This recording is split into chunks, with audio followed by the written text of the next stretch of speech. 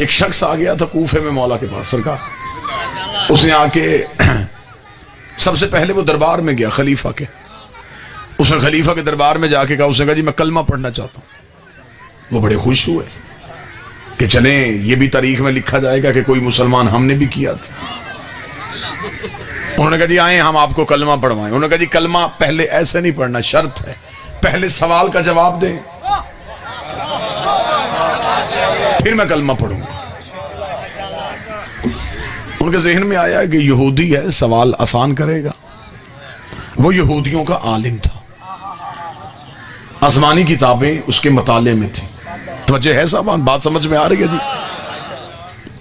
اس نے کہا کہ میں آپ سے سوال کرنا چاہتا ہوں کہ آپ کے قرآن میں ایک آیت ہے ان اللہ علی کل شیء قدیر، بے شک اللہ ہر شے پہ قدرت رکھتا ہے.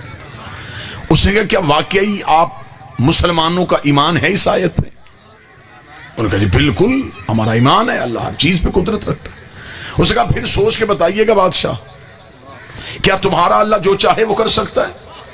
انہوں نے کہا ہمارے اللہ کے پاس یہ طاقت ہے، وہ جو چاہے وہ کر سکتا ہے. اس نے کہا اب میرا سوال ہے کیا تمہارا اللہ کوئی اور اللہ بھی بنا سکتا ہے؟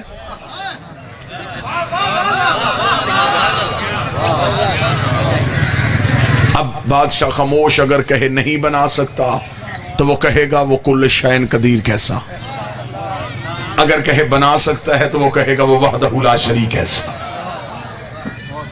یہ بات تاریخ کی بات ہے، میں پوری ذمہ داری کے ساتھ آپ کو کیا تمہارا اللہ کوئی اور اللہ بنا سکتا ہے؟ بادشاہ خاموش ہو. اس نے وہ درباری مولویوں کو بلایا جو سرکاری خزانے سے تنخواہ لیتے تھے، جنہیں اسی کام کے لیے رکھا گیا تھا کہ دین دینا ہے علی کے بغیر. تم نے ہر سوال کا جواب علی سے نہیں پوچھنا، اپنی مرضی سے دین دینا. انہیں بلایا گیا. انہوں نے کہا جی یہودی سوال کر رہا ہے. انہوں نے کہا کیا سوال ہے؟ انہوں نے کہا یہ سوال کر رہا ہے کہ تمہارا اللہ کوئی اور اللہ بنا سکتا ہے. وہ جو علماء کی ٹیم تھی وہ پریشان ہوئی. انہوں نے کہا جی اسے 3 دن کا ٹائم دیں، 3 دن میں ہم جواب ڈھونڈتے. بادشاہ نے کہا اگر ابھی دینا ہو، انہوں نے کہا پھر علی کو بلانا پڑے گا. اگر ابھی اسی موقع پہ جواب چاہیے تو پھر علی کو بلانا پڑے گا. اس کا نہیں، علی سے سوال کا جواب نہیں لینا، ہم نے خود سوال کا جواب دیا. انہوں نے کہا پھر 3 دن کی مہلت دے، کچھ دیکھتے ہیں، کچھ سوچتے ہیں، کچھ جواب تو نکال لیں گے. 3 دن کی مہلت ہو گئی. تیسرے دن کو وہ یہودی سب سے پہلے دربار میں آ گیا.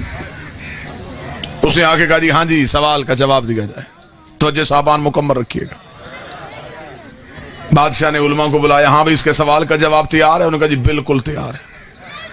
اب جو بندہ ذہنی طور پہ مجلس میں ہے وہ جملے کا لطف لے گا.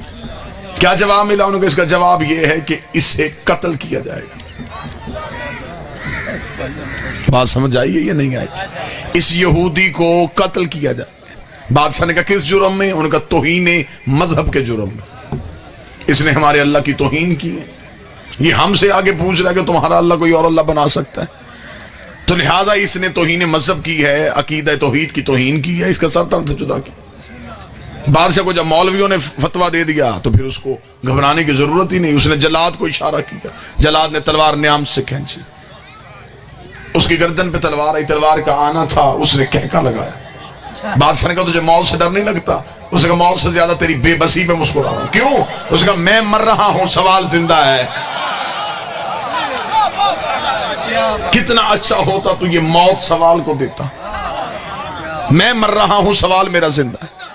ابھی تو میری لاش دربار سے باہر پھینکے گا، لوگ پوچھیں گے اس سے کیوں مارا؟ تو وجہ بتائے گا. وہ وجہ ایک کان سے دوسرے کان میں جائے گی، دوسرے سے تیسرے میں جائے گی. ایک دن میرا سوال مذہب بن جائے گا، میں اس مذہب کا بانی ہو جاؤں گا. تو نے مجھے ہمیشہ کے لیے زندہ کر دیا. بات سے پریشان ہو گیا. اس نے جلال سے کہا تلوار ہٹا.